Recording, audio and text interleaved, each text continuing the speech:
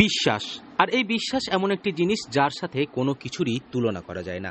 ঠিক তেমনই এলাকার স্থানীয় বাসিন্দা থেকে শুরু করে পাশ্চাত্য এলাকার বাসিন্দাদের বিশ্বাস, এই পুকুরে স্নান করলে শুধু বাতের ব্যথায় নয়, দুরারোগ্য ব্যাধিও নিমেষে গায়েব হয়ে যায়। এই পুকুরটি অবস্থিত বীরভূমের সাঁইথিয়া থানার এলাকার আহমদপুরে। তবে তার জন্য শুধু পুকুরে স্নান করলেই হবে না, সেখানকার ধর্মরাজ মন্দিরে গিয়ে পুজো দিয়ে ধাপে ধাপে কিছু নিয়ম পালন করতে হবে। এমন কি রয়েছে এই মন্দিরে? সত্যিই কি এইভাবে সুস্থ হওয়া যায়? কি বলছেন চিকিৎসকেরা? মূলত আমরা যে কোনো ছোট কিংবা বড় রোগ ব্যাধি হলে ছুটে যাই ডাক্তারের কাছে, কিন্তু এই গ্রামের চিন্তাধারা একদম অন্য ধরনের।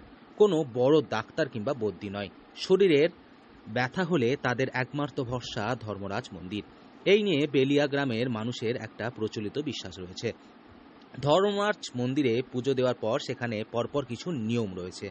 সেসব নিয়ম মেনে চললেই এক ঝটকায় বাতের ব্যথা থেকে শুরু করে শরীরের সমস্ত রোগ। বিষয়টা হচ্ছে অনেকে এটাকে ভাবে কুসংস্কার নানা রকম ভাবে, কিন্তু এটা কোনো কুসংস্কার ব্যাপার নয়। আমাদের দীর্ঘ আমার পূর্বপুরুষ কবে হয়েছে সেটা আমরা একজ্যাক্ট ডেট বলতে পারবো না, কিন্তু প্রত্যেক বছর আষাঢ় মাসে 4টে বলুন কি 5টা যখন যা রবিবার হয়, প্রত্যেক মাসে বাবার কাছে প্রত্যেক দর্শনার্থীরা আসে এবং এখানে মেন উদ্দেশ্য হচ্ছে বাতের ব্যথা এখানে ভালো হয় বাবার। আর এখানে পুকুরে স্নান করে বাবার, তারপর স্নান করে পুজো দেয়, মাটি মাখে, আর তেল আর একটা ঘাস পাওয়া যায়, সেই কালা ঘাস নিয়ে মাখার পর যাদের যাদের ব্যথা আছে বাড়িতে নিয়ে গিয়ে অটোমেটিক সুস্থ। বহু মানুষ এখান থেকে উপকৃত হয়েছে। দূর হয়ে যায় বলে মানুষজন বিশ্বাস করে। এই মন্দিরে সারা বছরই হাজার হাজার ভক্তের সমাগম হয়। বিশ্বকবি রবীন্দ্রনাথ ঠাকুরের লাল মাটির শহরের বীরভূম, আর এই বীরভূমের আহমেদপুর রেল স্টেশন থেকে প্রায় কিলোমিটার 4 দূরে বেলিয়া গ্রামেই রয়েছে ধর্মরাজ মন্দির। ভক্তদের মুখে মুখে এই মন্দিরের নাম এখন চারিদিকে ছড়িয়ে পড়েছে। স্থানীয় বাসিন্দারাও এই মন্দিরে প্রতি আসক্ত হয়ে পড়েছেন। তাই বীরভূম তো বটেই, সেই সঙ্গে ভিন জেলা এমনকি অন্যান্য রাজ্য থেকেও রোগীরা এসে এখানে ভিড় করেন বলে দাবি সেখানকার সেবায়তদের। এখানে গা হাত পা ব্যথা থাকে যাদের, ঠিক হয়ে যায়, ওই জন্য আসে। এসছি আমোদপুর থেকে।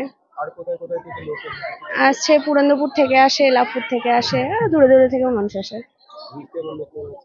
প্রচন্ড ভিড়। আমি প্রথম আসলাম।